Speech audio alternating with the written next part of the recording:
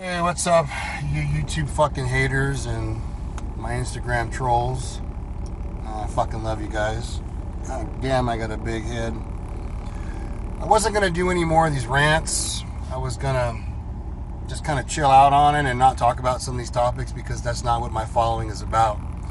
However, something came up and I just thought, there's a couple things I do want to talk about that have come up recently in response to my last rant. And something else came up just the other day. There was some allegations. By the way, this rant is on PEDs and domestic labs. So a couple days ago, something came up on an Instagram page, and I don't want to mention the name or the parties involved because I don't have permission. So let's just not go there. Something had came up, and people were complaining about a particular lab and saying that their gear tested bunk, their blood test came back bad, whatever, method. Maybe they used the Roy test kit. I don't know. The lab responded in kind saying that no, it's just haters and our shit's good and it's just haters hating on us and ignore it.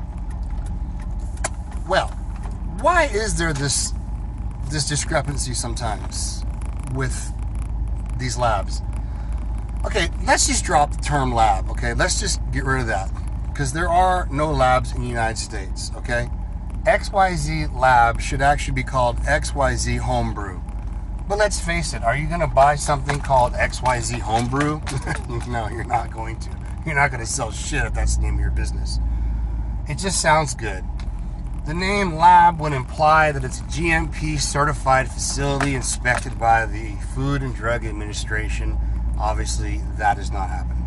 These are home brewers on large scale operations working out of either their basement or their kitchen. And that's a fact. And if you want to argue with me, I'll argue with you, but that's a fact. I'm not talking about overseas. I'm not talking about pharmacies in India, Kuwait, Poland, Spain, Russia. I'm talking about the United States of America where PEDs are illegal without prescription. So, why is there this discrepancy sometimes? What's going on? Well, let me tell you. It's mostly greed. I can't really get into what it is like to run an operation like a homebrew lab. That would be very irresponsible of me and just bad. So let's not go there. Let's take, for example, you want to grow a marijuana grow up, okay? You would go down to your local hardware store. You can actually buy most of your stuff there. Or you can go to your local hydroponic store, buy your nutrition, buy your lights, buy your water filtration system.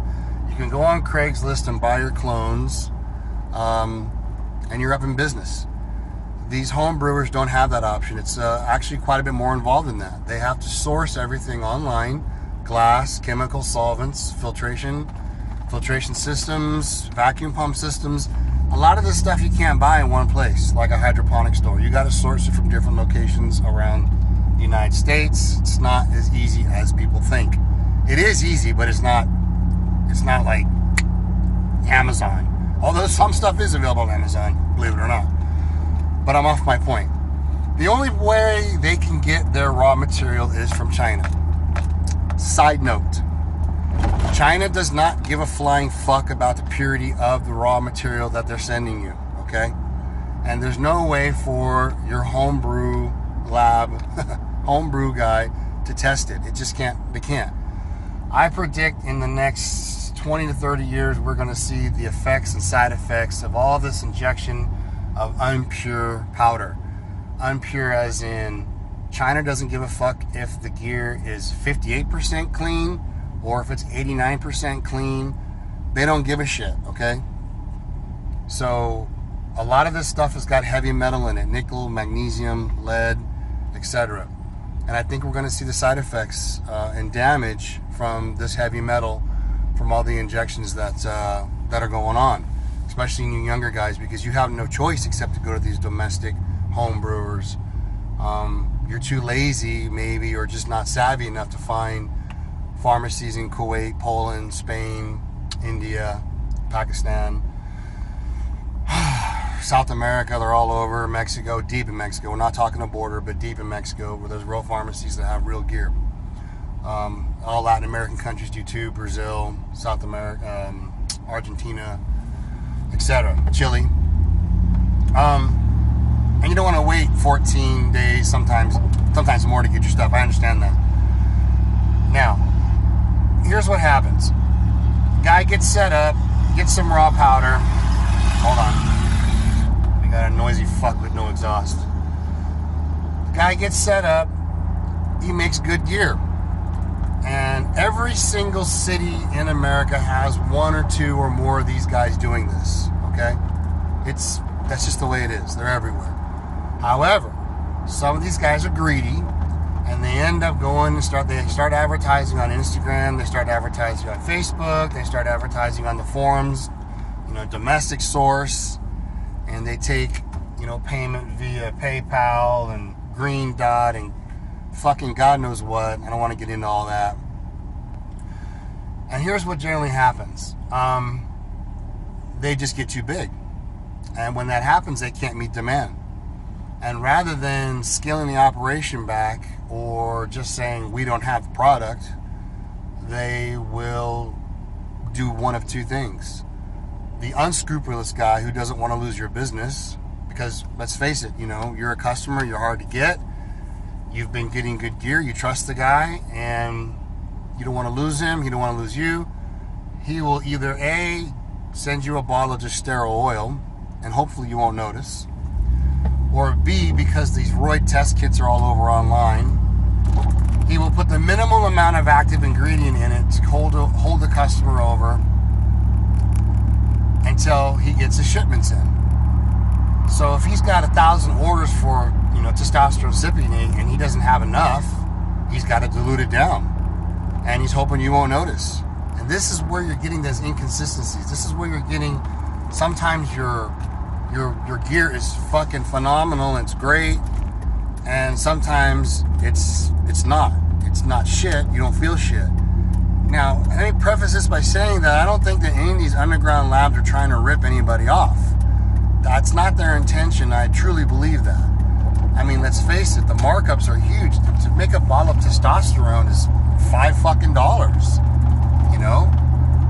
It's not expensive. A kilo of testosterone cypionate is about $1,200, and 100 grams is about $120 to $160. 200 on the high side, and that's going to make 40 bottles of 250 milligram strength testosterone cypionate. So there's really no reason to rip people off. There is a sterile issue, which is a whole other rant. These guys don't have clean rooms, but they do the best they can do, and I think for the most part they do a good job, and their intentions, considering all the fucking risks they're taking, are noble. And this is the answer to why sometimes you get really, really good gear, and sometimes maybe it's not quite as up to par as before. So in a nutshell, if the supplier doesn't have enough material, he only has those three options: dilute it, give you a bottle of just straight oil, or risk losing you as a customer saying he's out of stock. So which one do you think they're choosing most of the time?